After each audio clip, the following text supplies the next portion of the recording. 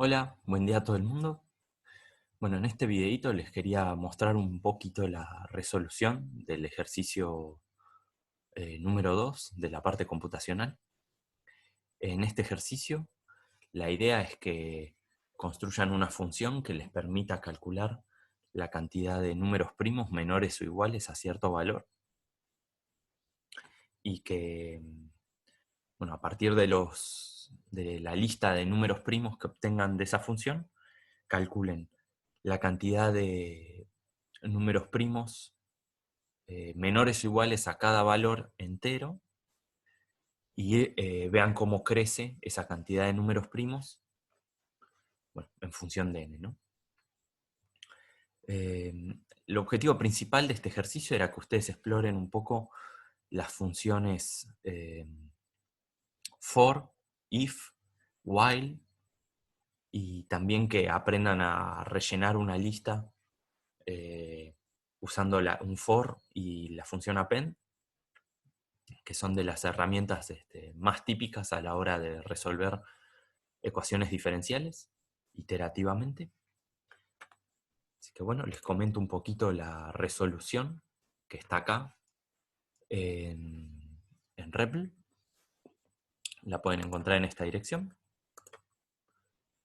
Y bueno, veamos un poco la función que calcula los números primos.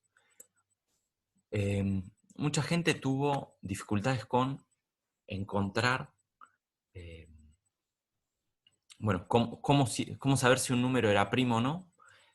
La idea para eso era hacer un chequeo con los números menores a ese, comprobando si el resto de la división entre el número que estoy mirando bueno, y otros números menores a él da 0.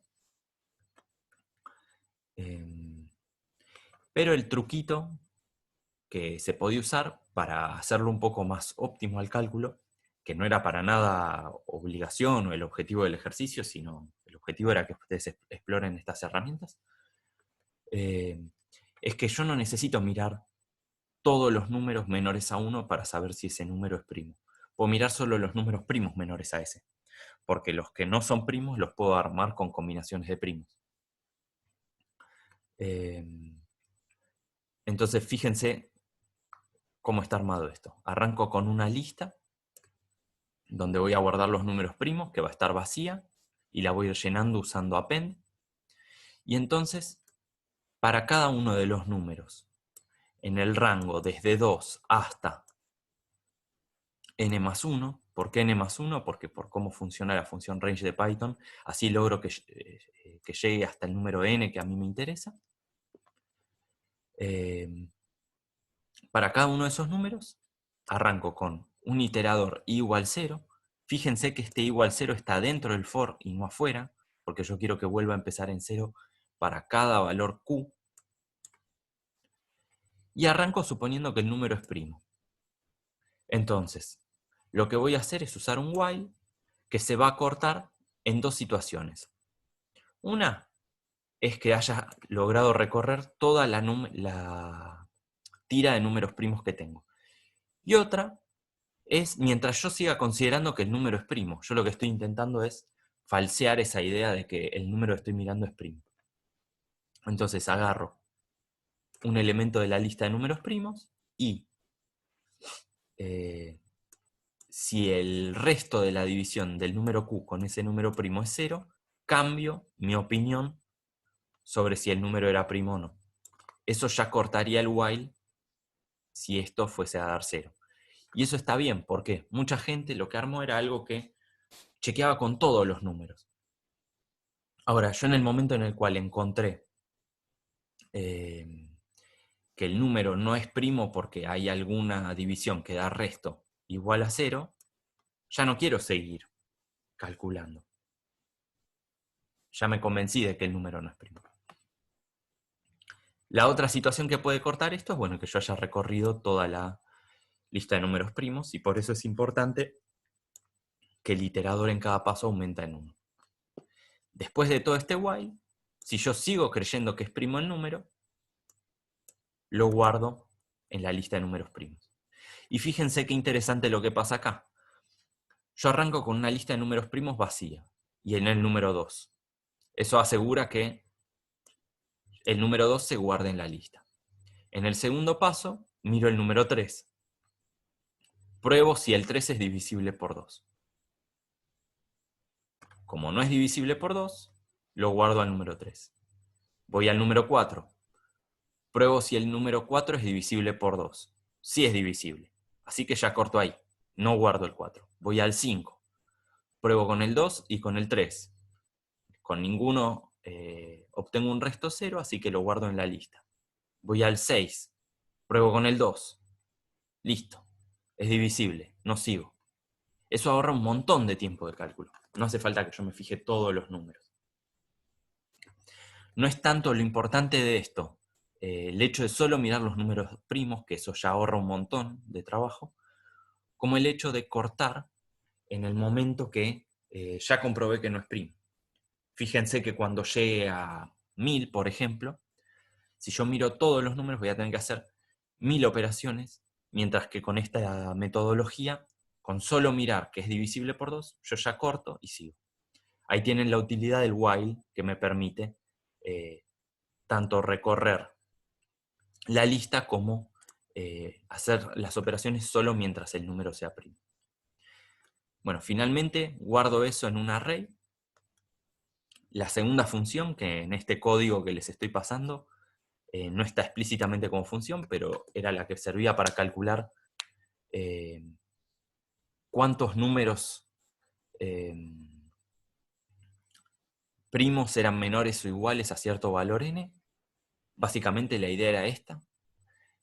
Yo me armo mi tira de números X, que van a ser los números enteros, y una lista Y vacía en la cual voy a ir guardando cuántos números primos son menores o iguales a cada uno de los valores estos X.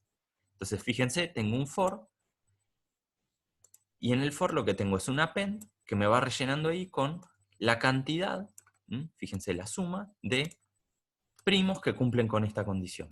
Ser menores o iguales a cada X. Con eso ya tendrían la parte del cálculo.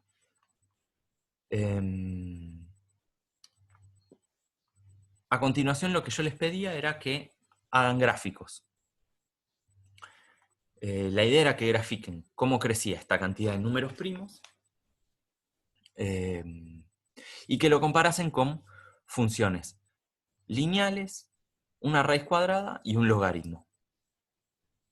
Más que nada para que vincularan este ejercicio con el concepto que estuvieron viendo en la materia, que es el orden de una función. Si bien nosotros no tenemos la función que nos devuelve cuántos números primos hay para cada valor, cuántos números primos menores o iguales a un dado valor n hay en función de ese valor n, lo que sí podemos es acotarla por alguna de estas funciones, ¿no? Entonces lo que diríamos es que cuando n es grande, el número la cantidad de números primos crece como... Y entonces acá lo tienen en este grafiquito. Fíjense. Tenemos en azul la cantidad de números primos, y lo que yo esperaba que viesen de acá era que básicamente crece como una función lineal de ¿cómo es esto? Del número entero que estoy mirando. Además, la idea era que ustedes probasen, bueno, realizar varios gráficos, jugar un poco con estos parámetros. Otra cosa que quiero mostrarles acá es cómo agregarles, cómo agregar un label al gráfico. Esto va a ser muy útil a futuro cuando quieran hacer varios gráficos. Bueno, cómo grabar la figura claramente. Para que el label les aparezca en el gráfico, tienen que agregar el comando legend. Y bueno, eso es todo lo que les quería mostrar. Solo para que se lleven una idea, miren lo que tarda esto en correr, pruébenlo en sus compus, van a ver que es muy poquito tiempo. Yo acá lo estoy calculando para n igual 10.000 y tarda menos de un minuto. Así que bueno, nos vemos en el próximo video. Hasta luego.